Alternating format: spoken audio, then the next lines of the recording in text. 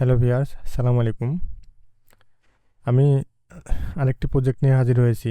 যে প্রজেক্টটা হইতেছে ওনার এসটি মার্কেট প্লেসে যে 240টি ধরেন তালিকা আছে, এই তালিকা হতে ছবি আর হচ্ছে আপনার ছবি, তারপরে যে লিঙ্কগুলা তাকে স্ক্র্যাপ করে দিতে হবে। আমার মনে হয় সে নতুন একটা ওয়েবসাইট তৈরি করবে। তো সে আমাকে এই স্প্রেডশিটটা দিয়ে দিয়েছে, যে লিঙ্কও আছে এখানে। ধরেন আমি একটা কালেক্ট করে দেখাই যে কী কাজ করতে হবে আমার। ধরেন আমি এগুলো সব লিঙ্ক আছে একটা একটা করে, নির্দিষ্ট পণ্যের আলাদা আলাদা লিঙ্ক। তো আমি এই লিঙ্কটা কপি করলাম, কপি করার পরে আমি এটা পেস্ট করি।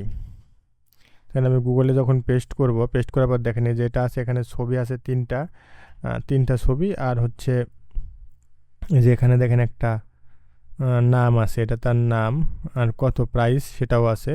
তো এটা কি কাজ করতে হবে সেটাই মূলত দেখায়। এটার জন্য আমাকে শুধু কন্ট্রোল-S দিয়ে সর্বপ্রথম তাকে HTML সেভ করে দিতে হবে। যেমন এই HTML ফাইলটা তাকে সেভ করে দিতে হবে। HTML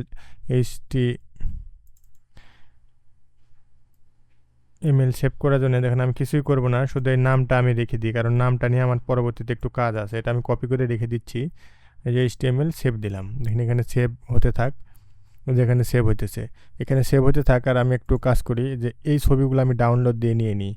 তো ধরেন আমি এখানে রাইট বাটন ক্লিক করব, তারপরে save image type, save as JPG, এটাতে ক্লিক করার পর দেখুন এখানে আমি দিলাম। তারপরে আমার এটা যেহেতু 1 নম্বর ছবি, আমি এখানে 1 দিতেছি। তো আবারও আমি এটা কপি করে নিয়ে নিই, পরবর্তীতে শুধু 1 2 এগুলো চেঞ্জ করব। 1 নম্বরটা ছবি সেভ হয়ে গেল। এখন আমার 2 নম্বর ছবি, 2 নম্বরের জন্য আবারও সেভ ইমেজ, দেখেন এখানে দিয়ে দিলাম 2, এরপরে 3। তো আমি আবারও সেভ ইমেজ টাইপ, এখানে আবারও আমি এখানে 3 দিতেছি। দেখেন আমার ছবি সেভ করা শেষ। ঠিক আছে, আমার ছবির কাজ শেষ। আমি কি করব, এটা দিয়ে একটা ফোল্ডার বানাবো ডাউনলোডের মধ্যে। যে আমি ডাউনলোডে প্রবেশ করলাম, আমি এখানে যে একটা ফোল্ডার ক্রিয়েট করলাম, আর ফোল্ডারের আমি ওই সেভ নাম দিয়ে একটা ফোল্ডার তৈরি করলাম।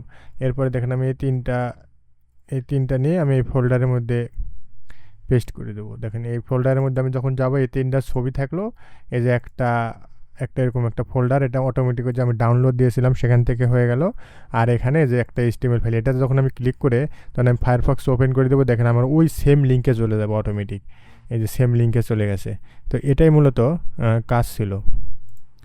তো এই কাজের জন্য বায়ার আমাকে $10 দিয়েছে, কিন্তু আমি পরবর্তীতে এটা $25 কনভার্ট করে নিই।